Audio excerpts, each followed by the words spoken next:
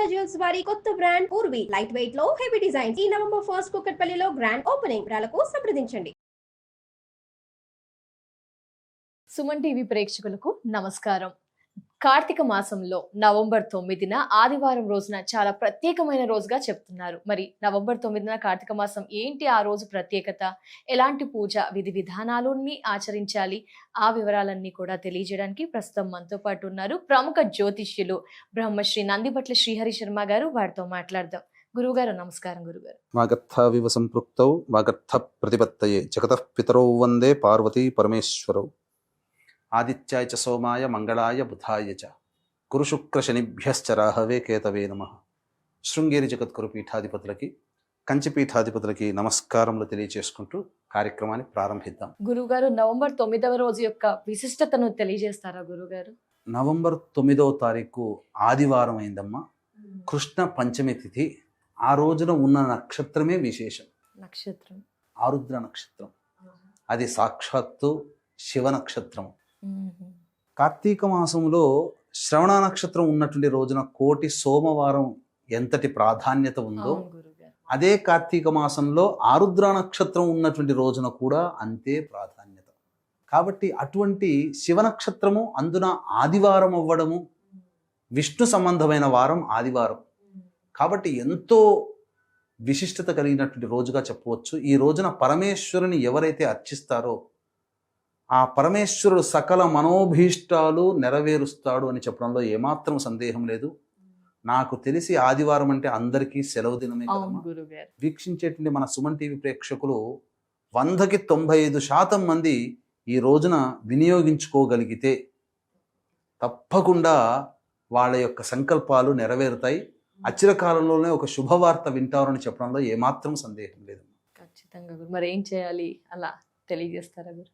కార్తీక మాసంలో ఉండేటువంటి ఆర్ద్ర నక్షత్రం కలిగినటువంటి రోజున ప్రధానంగా ఈశ్వర ఆరాధన చేయమన్నది.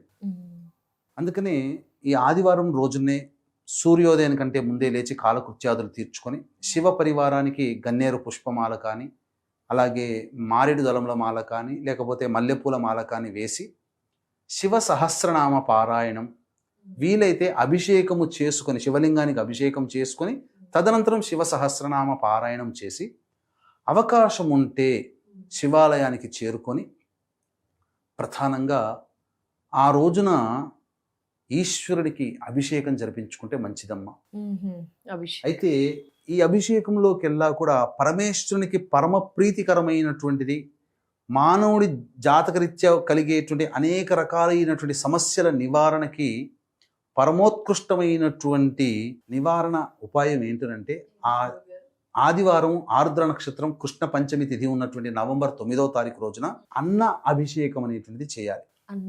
అన్నాభిషేకం అనేటువంటిది, ఈ అన్నాభిషేకం అనేటువంటిది ఉదయకాలంలోనైనా చేయవచ్చు, లేదా ప్రదోష కాలంలోనైనా కానీ చేయవచ్చు. విధానం ఏంటంటే ఆ రోజున ఉపవాసం ఉంటే చాలా మంచిదమ్మా. ఆదివారం ఉపవాసం ఉంటే చాలా మంచిది. ఆ రోజున ధూమపానము, మద్యపానము, మాంసాహారం నిషేధము, దాంపత్యము కూడదు, బ్రహ్మచర్య వ్రతాన్ని ఆచరించాలి. ప్రదోషకాల సమయానికి మనము ఈ అన్నాభిషేకం గనక చేసుకుంటే, అంటే సాయంకాలం సూర్యాస్తమయం 6:20 ఆ ప్రాంతంలో అవుతుంది కదా. అవును గురుగారు. ఇంకా ముందే అవుతుంది. కాబట్టి 5 గంటలకల్లా శివాలయానికి చేరుకోవాలి. ముందుగా నవగ్రహాల చుట్టూ శివాయ నమః అంటూ 27 ప్రదక్షిణలు చేయాలి. తర్వాత అన్నముని ప్రత్యేకముగా తయారు చేసుకోవాలి. దీని విధానం కూడా మీకు తెలియజేస్తానమ్మా. వీక్షించేటువంటి ప్రేక్షకులకి కూడా ప్రతి మానవుడు కూడా ఏదో ఒక ప్రయత్నం చేస్తూ ఉంటాడు, నిజాయితీగా కష్టపడుతుంటాడు. ఆ ప్రతి ప్రయత్నంలో, ఆ నిజాయితీగా కష్టపడే విధానంలో ఎన్నో అవరోధాలను ఎదుర్కొన్నా తుదకి అపజయమే కలుగుతుంది. చాలామంది కుటుంబాల్లో ఈడుకొచ్చినటువంటి పిల్లలకి పెళ్ళిళ్ళు కాకపోవడం, సంతానం కలగకపోవడం, పుట్టిన సంతానం వైకల్యంగా ఉండడం, ఆ తర్వాత ఇంటర్ కాస్ట్, ఇంటర్ రిలీజన్ మ్యారేజ్లు ఈ యొక్క మధ్యకాలంలో ఎక్కువగా జరుగుతూ ఉండడం, ప్రయోగ బాధలకి గురవుతుండడము, మందులకి నయం కాని రోగాలతో బాధపడుతుండడం, సంపాదించిన సొమ్మంతా నష్టపోవడము, ఎప్పుడు తగాదాలే తప్ప ప్రశాంతత లేకుండా ఉండడం, ఎక్కువ డైవర్సులు అవుతూ ఉండడం, సంపాదించిన డబ్బు అనేక విధాలుగా నష్టపోవడం, వ్యాపారంలో నష్టపోవడం, ఇలా జాతకంలో ఎన్ని పరిహారాలు ఎక్కడైనా చూపించుకొని ఏ పండితుల దగ్గరికైనా వెళ్ళినా ఎన్నో పరిహారాలు చేశాం. మనకు ఏ సమాధానం దొరకట్లేదు అనుకునేటువంటి వాళ్ళకి వాళ్ళ యొక్క జాతకంలో 5 రకాల శాపాలు అనేటువంటివి ఉంటాయి. అది స్త్రీ శాపము, గురు శాపము, పితృశాపము, దైవ శాపము, సర్పశాపము. దీంతో పాటుగా తండ్రి లేదా భర్త వైపు 6 తరాలు, తల్లి లేదా భార్య వైపు 3 తరాలలో ఏవైనా దుర్మరణాలు గనక ఉంటే ఇది ప్రేత శాపముగా మారుతుంది. ఇట్టి ప్రేత శాపము మరియు పంచశాపాల నివృత్తికి నవంబర్ 17వ తేదీన గోకర్ణ క్షేత్రములో మన పీఠం ఆధ్వర్యంలో ఈ యొక్క పంచశాప నివృత్తి, ప్రేతశాప నివృత్తి పూజలు, హోమాలు జరిపించడం జరుగుతుంది. అవకాశం ఉన్న వాళ్ళు కార్యక్రమ తదనంతరం కాంటాక్ట్ చేసి స్క్రీన్ పైన కనిపిస్తున్న నెంబర్ కాంటాక్ట్ చేసి పూర్తి వివరాలు తెలుసుకోవచ్చు. స్వయంగా పాల్గొనలేకపోయినా బ్రాహ్మణుని కర్తగా పెట్టి చేయిస్తారు. అయితే ప్రేక్షకులు మోసపోయేది చాలా సందర్భాల్లో ఎలా అంటే, చాలామంది ఈ మధ్య మనుష్యులు అంటే మనము కొన్ని నక్షత్రాల్లో పుడితేనే పితృదోషము, ప్రేత శాపము అనేటువంటిది చెప్పి భయపెట్టిస్తున్నారు. అటువంటిది ఏమీ శాస్త్రంలో లేదండి.